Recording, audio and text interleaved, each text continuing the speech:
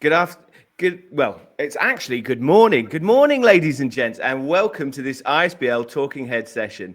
Today, we are launching a new program of live streamed events, obviously with the ISBL Chief Exec, Stephen Morales, but he's inviting on some esteemed guests to talk about some real topical things that are going on in the education sector at the moment for those people who are leading school business.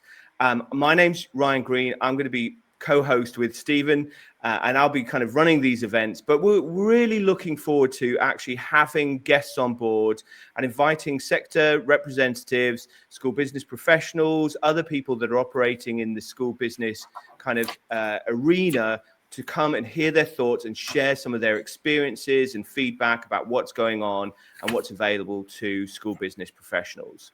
So today's session, as I mentioned, I'll be joined with ISBL CEO Stephen Morales and ISBL member Karen Bonser, who's an education business consultant and a regional group leader for ABLE.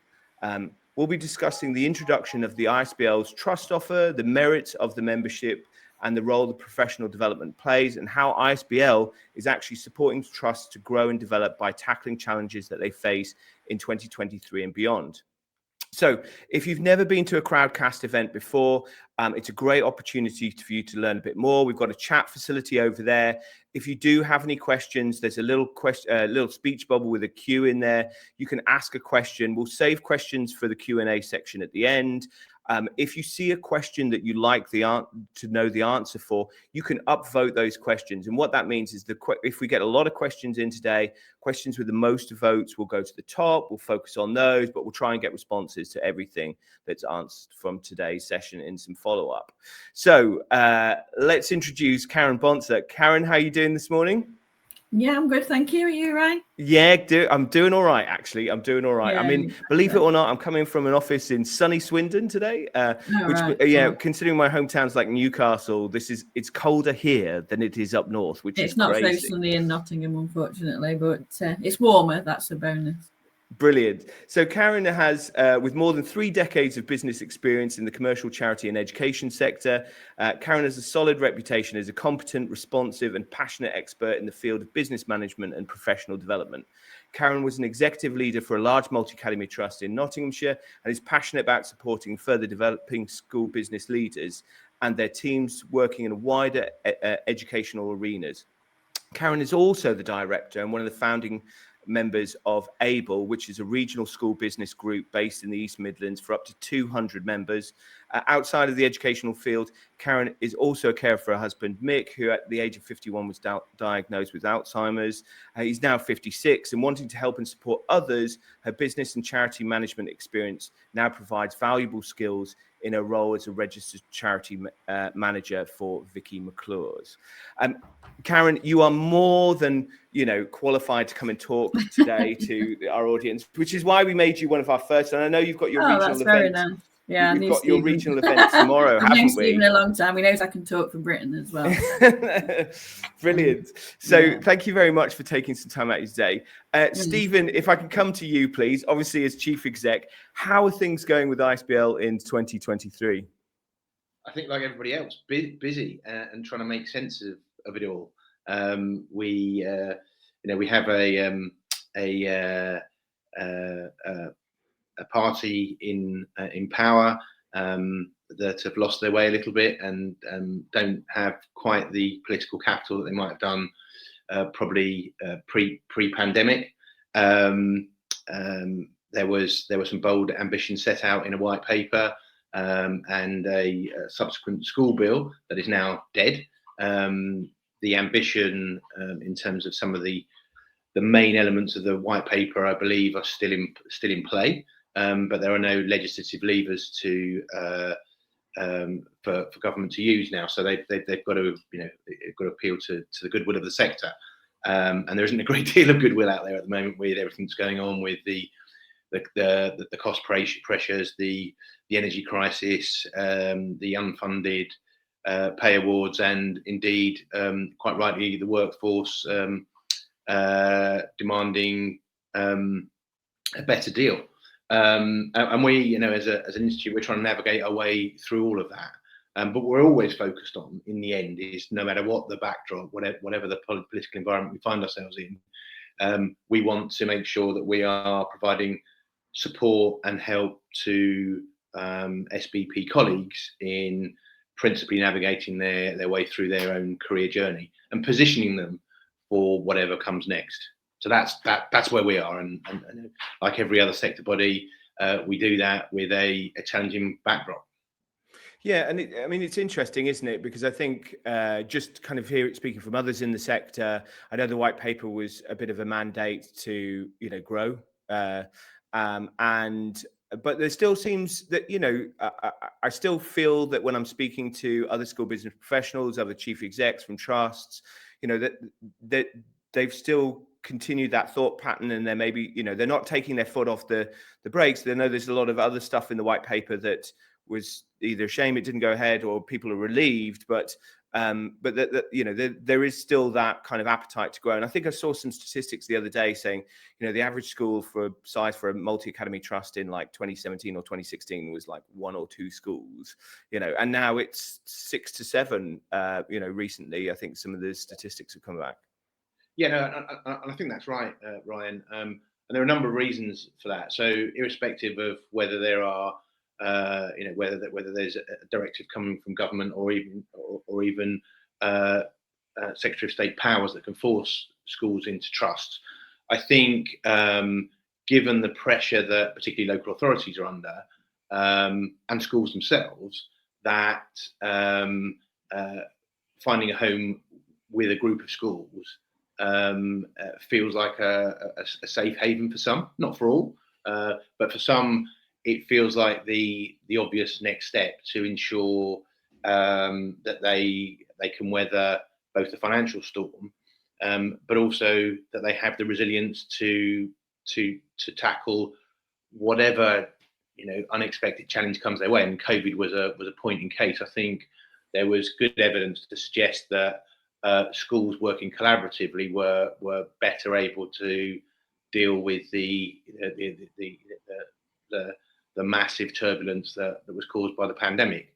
Now, next time it might not be a pandemic, it might be something else, but nevertheless, there is, I think, pretty good evidence, and we'll talk a little bit about this later. But and whilst what we've launched is an offer, a trust offer, what we really mean by that is groups of schools operating as a family, and how we support groups of schools. Now, whether that's a multi-academy trust or a federation, or even a structure within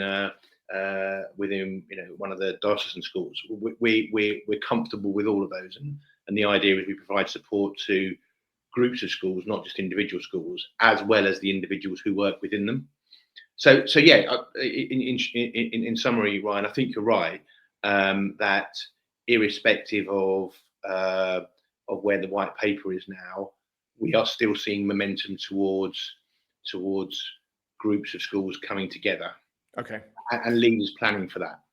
Right. So you referred to it earlier, and obviously today this is what we're talking about, the topic. And Karen, I'll come over to you, but Stephen, if I can, just talk me through the thinking behind the ISBL trust offer. Why it's come about. What are the benefits for all today's audience? If you want to check it out, you can go to the ISBL website, or there's a link at the bottom of the session here, which you can refer to afterwards. But Stephen, if you can just give us a summary really of about what it is and why you kind of brought it around. Yeah, no, thank you, Ryan. So there's a number of drivers, and I guess the first driver is all the things I set out just a moment ago. Schools, and in particular for us school business professionals, thinking about what next for their institution, what next for them as professionals, where do they fit into the evolving system, and what does the future look like for them and for their trusts. And the two things kind of go hand in glove. So we were increasingly having conversations across the sector with school leaders, and governors and trustees, chairs of trusts, CEOs, head teachers, school business professionals, and the conversation kept coming back to the same place, and that was what should we be planning for? So what should, in terms of horizon scanning, what should we be thinking about? So that's either planning for conversion or planning for growth. So a small trust moving to from 2 to 3 to 5 to 7. What does that journey look like? How quickly do we go? What are the considerations? How do we seek out suitable bedfellows, if you like? How do we create that chemistry across teams? A lot of the conversation was being had around developing central teams, and at what pace do you develop? When do you bring in those specialist roles? So trusts of a certain size now, it's not uncommon to see not only a finance director but a chief technical officer, head of procurement, head of estates. That head of estates may or may not have responsibility for wider infrastructure, and so there's a tipping point at which it makes sense to grow your central team, and there is a point at which you say, actually, we're going to hold off. We're going to hold off until we've got to a certain number of schools, and getting that right is important, because you could find yourself in a situation where you're not enjoying economies of scale. You're actually you're finding yourself facing diseconomies.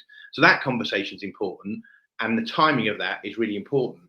And increasingly, we found school leaders coming to us saying, there isn't a natural reference point for us in terms of how we plan that. So there are lots of organisations supporting sort of generic leadership. And there's lots of expertise in pedagogical leadership, but a lot less in organisational design and how you scale up, if you like, and you scale up at a pace that's appropriate.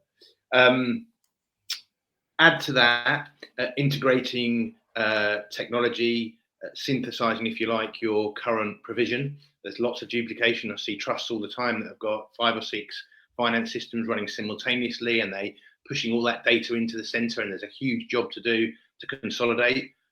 It's how do you make sure that effort isn't wasted, and the systems are providing coherent and consistent information. Again, schools need support with that. And then finally, just in terms of our core function, which is about professional development and improvement. Trusts are also asking the question about how do we develop a talent pipeline? How do we develop succession? How do we retain staff? How do we pitch our salaries so that there is enough of an incentive, but it's a sustainable operating model? And then, of course, recruitment. And recruitment is a massive challenge for schools, for school leaders. We know because we've done our own surveys, and we partnered with Hayes on a recent recruitment and retention survey. And what we can see in the system is high demand for particularly highly qualified finance professionals, and a lack of supply, and particularly a lack of supply for those that are qualified, those with professional qualifications or with level 6 qualifications and above. So again, that's an area we really want to help trusts with, and we want to do some demystifying as well. This idea that you can only be a CFO if you're a qualified accountant is a flawed concept. If I can just press you on that, so Sure. is that what you get as part of the ISBL Trust offer? Is it that kind of insight, those resources, the experience, the access to the discussion as well? Is it, and I suppose because I'm kind of quite so I can understand the benefits of it all, but like what's included in it, and how does it kind of to be honest, how does it differ from the standard ISBL membership? Yeah. Because if I'm a school business professional, and being a big believer in the institute for a long time, we're supporting it, and then I'm kind of like, well, what's the difference? Like, how, am I one of both? Do I get my, is it an add-on? Like, how does it work? Yeah, no. So a couple of things. Firstly, the gateway to this offer is through an individual within the trust that's a fully paid up member Okay. or fellow. So that's the gateway to the offer. And then with a what we believe is a very modest competitive top up, you can invite the whole of the trust to participate in ISBL activity. Now, it's not quite the full package of services, but those that want to can obviously move up through the membership tiers if they so desire. But what it really gives colleagues within trusts is somewhere to go to answer these important questions. And you might quite rightly say, Ryan, well, you on your own, Stephen, you can't answer questions of 8,000, 9,000 multi-academy trusts. Quite right, and neither can the very modest team that we've got at HQ. But we're surrounded by some really talented practitioners who have walked the walk. It's a well-trodden path. They've gone through this. They understand it. They've felt the growing pains. Karen will be testimony to that, because she's one of those that have done exactly that. And we're very privileged as well to be to have a close association with subject matter experts, people who are sector leaders in education, legal HR, colleagues that are absolutely at the cutting edge of the sustainability agenda. Colleagues like yourself, Ryan, that are experts in communications and PR. So it's setting out those important things, the things that matter and that people are talking to us about, and saying, come to us and we will connect you with someone who has the answer. So it's not us saying you call the ISBL and we're going to straight away give you the answer. And anyway, there's so much complexity and so much nuance, so that would be unrealistic.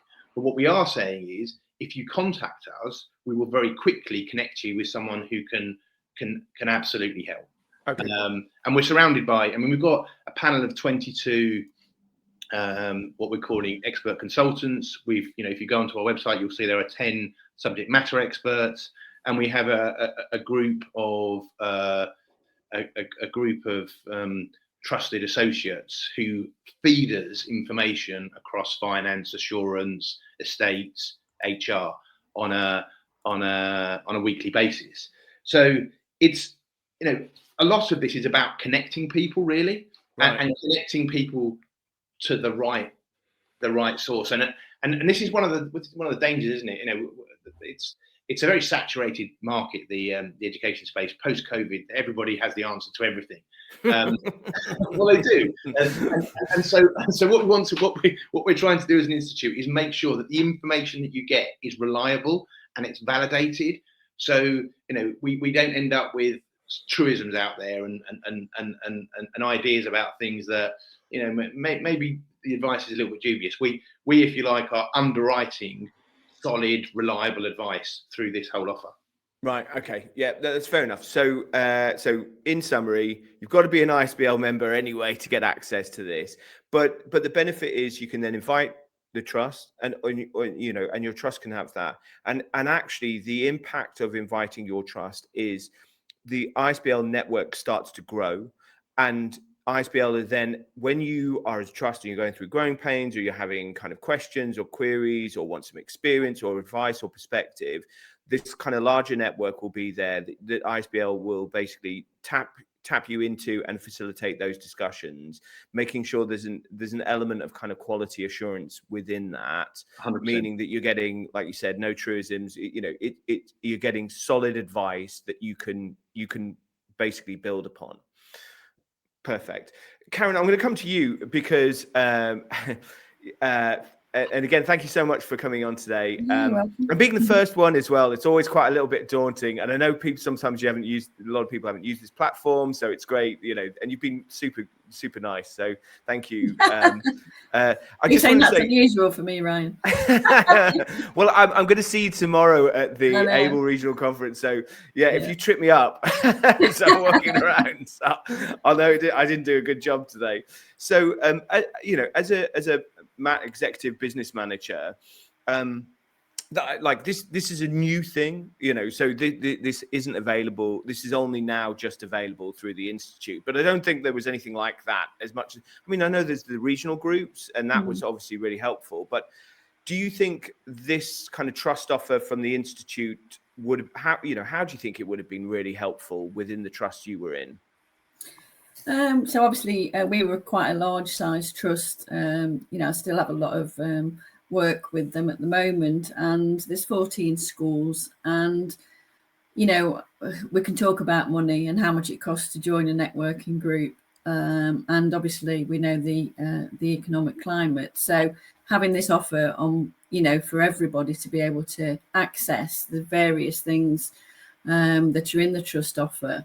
In particular, I'd like to head off the networking side of things. To me, after 30 odd years in education, I don't think I would have got where I got to if it wasn't for the networking groups and the support and the collaboration of colleagues. So I think, ISBL and ABLE, who is our Nottingham East Midlands regional group, working together, as we've given them some added benefits to be able to join ISBL as a pilot through that particular group. One of the things we found, and I'm sure Stephen will agree with me here, that pre and post pandemic, mainly around the academies sector, we did lose quite a lot of membership because of the spring in new roles. So the COOs, the CFOs, the heads of departments, maybe because they're linking into their own areas, into their professional areas, more than they are into a global network group for education. I find that there's not as much engagement from that particular level on that particular those particular roles. But I can't say how important it is for people in those roles to actually get at the forefront, not only with the support that ISBL gives you, but to have your voice heard in the development in education, to be able to confer with Stephen and his team in terms of future developments. They have, an inroad into government, and you need to be at the forefront of everything when you're in those particular roles. So by using regional groups, by using ISBL, you can be at that forefront. And we all need to broaden our knowledge into other areas of school business professionals' work. And going back to what you said about being able to tap into expertise from each other, we have an app in our ABLE group where you can actually do that through an online app. If you've got something big to do, you've got a Salix bid to write, we've got people who can help with that. If you've got a new roof that needs putting on, we've got people that are expertise in that. But it's about making sure that collaboration, that networking is at the forefront of what you do, because whilst people will say, I haven't got time to go out, I haven't got time to do this, I haven't got time to get involved with these things. To me, you can't afford not to. You can't afford to spend that time not getting at the forefront of everything in the education profession. And I think it's like, there isn't, it seems crazy to me that you could only belong to one group. And I think what you mentioned is the sector is kind of, it's gone, broad and tall, really. We've got everything from administrative to executive director level, from generalist to specialist, and there is this kind of big kind of group of body, in between. And I think there's obviously value in finance director forums. There's value in of course, in kind of network manager forums, and something that's very dedicated to your subject matter. But I think understanding, and it's interesting, Stephen and I have had conversations about this in the past, joining a network of people that lead school business and everything that's around school business as a whole, has, that is able to give you that diversity, that perspective. And and there's a lot of research now that says, diversity and perspective, and in your thinking and part of your team, and access to people is really important, so you don't end up in this echo chamber, siloed, kind of just hearing one thing kind of Yeah, parroted back at yeah. you. So I think yeah, there's definitely a lot of that. And I suppose and again, your experience as a trust business manager, 14 schools, do they still have school business managers? Did some of the titles change? Yeah, I mean, we've gone through a range of different structures over the years in our trust.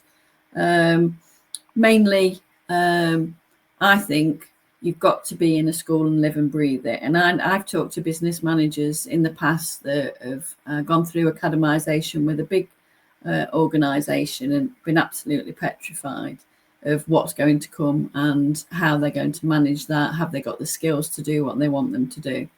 And I think we need to be able to reassure those individuals that there's a lot of people in the same boat, that we've probably all been there. We can offer support, advice. I've been in academisation since 2011, and it changes all of the time. So if you're not at the forefront of those changes and that bureaucracy that comes with education, and you're going to be left behind. You really are going to be left behind. And I think ISBL regional groups are going to be at the forefront of, the future, really. I've learned so much just by sitting with somebody over lunch sometimes than I have sort of in any training session, in any, you were saying about people being isolated in their role. You can also become isolated in a multi-academy trust as well. So a multi-academy trust can be quite insular when they come and take over an organisation or individual schools. What I'd be looking for from, if I was going out now to look at a career in school business professional, I'd be looking at what are they doing outside of their multi-academy trust? How are they developing education and business for the future? What are they involved with outside? Are they making a mark? Are they offering advice and guidance to people? And I think the trust offer, if I was still in the trust now, I would definitely be taking that up, because obviously, as Stephen said, it's not the full kit and caboodle of the business membership, but it gives you what you need to do to make sure your trust employees in this area are actually kept up to date. They can communicate with each other in a better way. They know what's happening at the forefront. There's consultation opportunities, I think it's just so important that we need to sort of Stephen, get on board with this. I'm just going to go to Karen one more question, if I can, and Stephen, I'll come back to you. So Karen, you pressed on it there. It isn't the full offer. So can you just tell me why you're going to keep your ISBL membership, as a, that piece, and what is the value add? I mean, obviously you can't access the trust offer without it, but why are you still going to remain a full-fledged member of the Institute? Well, there's a few reasons for me. Obviously, I'm a chair of a director of a regional group. So obviously affiliation to the group and the support and collaboration we have there is second to none. Also being able to go to the conference, there's some savings that can be made through there, and some of the training that's been on offer. We have opportunity. There's other opportunities within the full offer that can sort of add that added benefit to what the trust offer is. And we run 3 conferences a year, plus I go to the network conference for ISBL and the regional conferences. We've just started to collaborate on those, and to me that can be more important than just looking at things or reading things online. To me, it is about the networking, getting to know who you can turn to if you need support and advice. Stephen, you would jump in there. I just wanted to come in behind what Karen was saying. So I think it's really important that we emphasise the value of the connectedness, and that's what this trust offer is really about. And to an extent, we have limited our engagement activity to our own community, But actually, and I've talked about this for years, I mean, Karen knows that I bang this drum all the time, joined up leadership, pedagogy, business and governance talking seamlessly together, and actually it only works if those three pillars are operating in harmony. And that this trust offer kind of unlocks that ability to talk across activity strands, across specialisms, pedagogical leaders and business leaders and governors and trustees having a conversation. It's very important, it really is, because if you get in a team meeting in an organisation and somebody's talking about something, you have no clue what they're talking about, but actually it's around the actual organisation leadership. You can have technical professionals, but that doesn't mean to say that they've had that experience of professional leadership across an organisation, which cuts across a lot of different areas. And that links to the second point I was going to make, and that is, I think again, what this offer is going to achieve is very quickly getting whoever within the trust in front of someone who really knows. And I say really knows because it's back to that truism versus validated, reliable information. But there's another element to that, and that is that can give you information, provide you with information and a perspective, being absolutely sensitive to your own position. So as Karen says, advice sometimes is delivered in a way that's super overwhelming, and you feel lost and isolated and possibly a bit of an imposter. If a big external consultant organisation comes in with all of this overwhelming advice, sometimes it can be a little bit daunting. And what we're about really is connecting people with people who understand, that have walked the walk, that have been frontline practitioners themselves. Not always. I mean, sometimes we bring in experts who haven't operated as school business professionals, but intimately understand the space.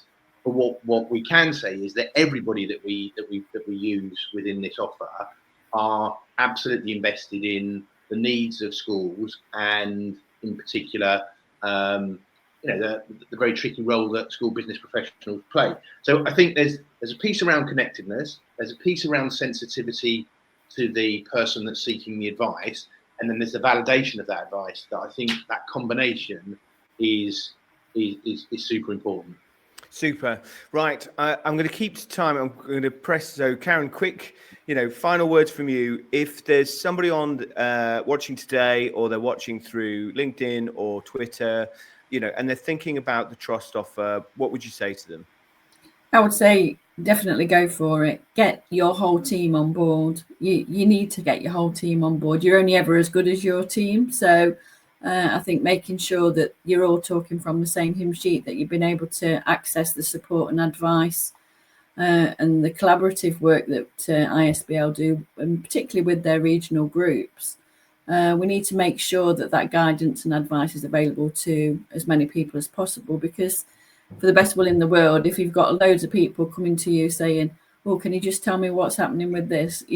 What's at the forefront of finance? What's at the forefront of procurement?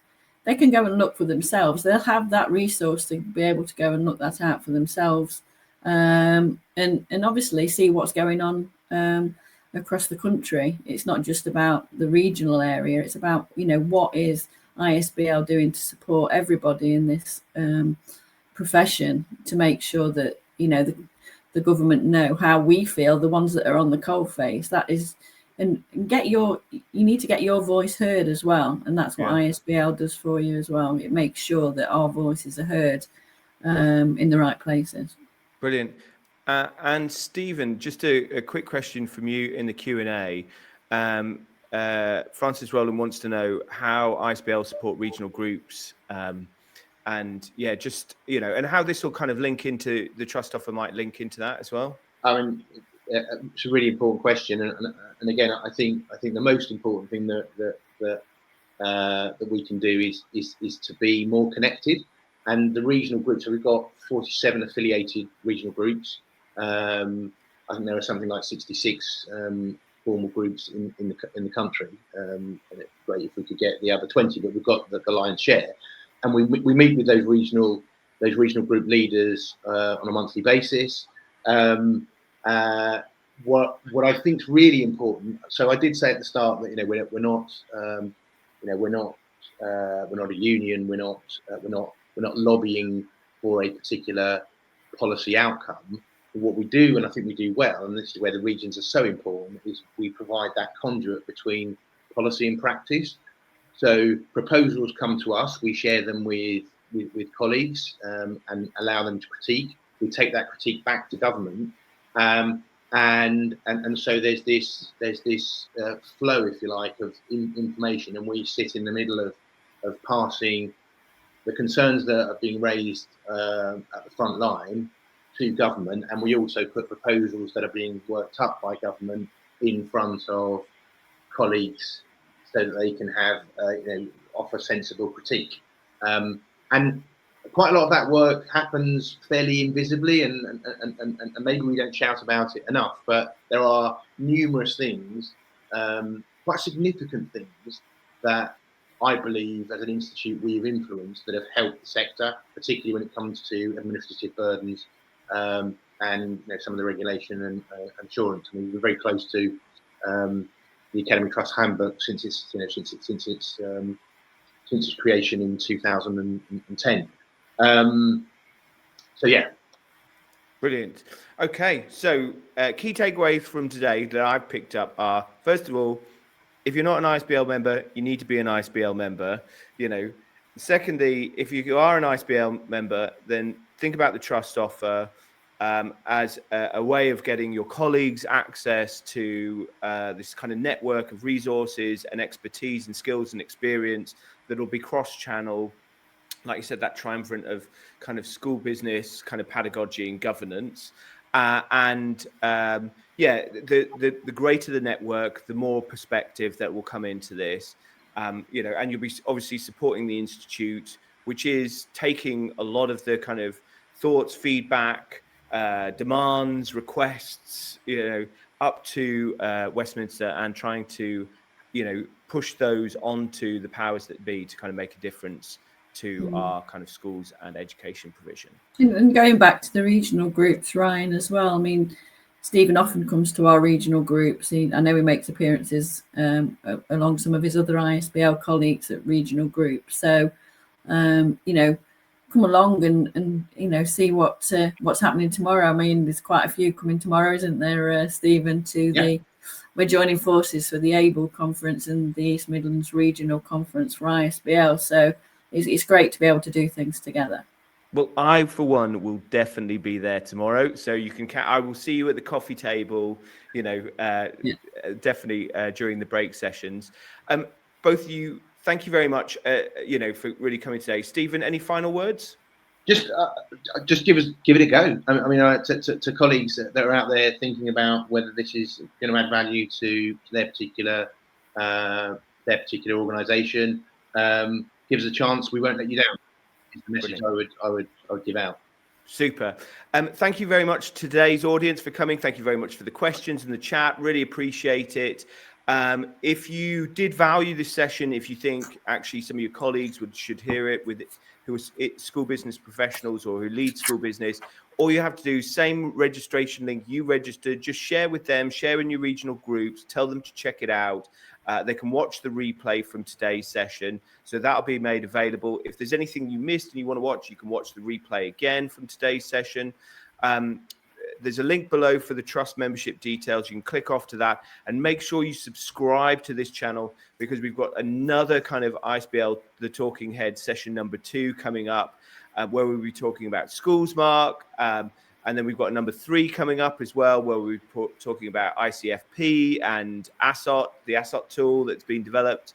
And we've got a whole number of these coming up and available. So if you don't want to miss one, even if you can't make the live event, subscribe anyway. You'll always be able to watch the replays. And like I said, if it's got real value, make sure you share it with your colleagues, your regional networks, and get them to sign up too. So my name's Ryan Green. I've been your host for